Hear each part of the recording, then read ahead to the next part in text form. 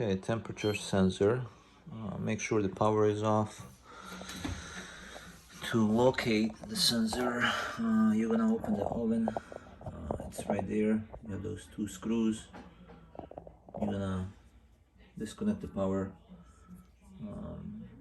open the oven, take those two screws out, and then pull the stove out.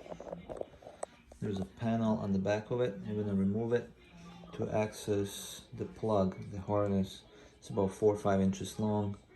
Connects on the back of the stove. Once the panel is removed, you're gonna hook the new one, put the panel back, and connect to your stove. Push it back in place.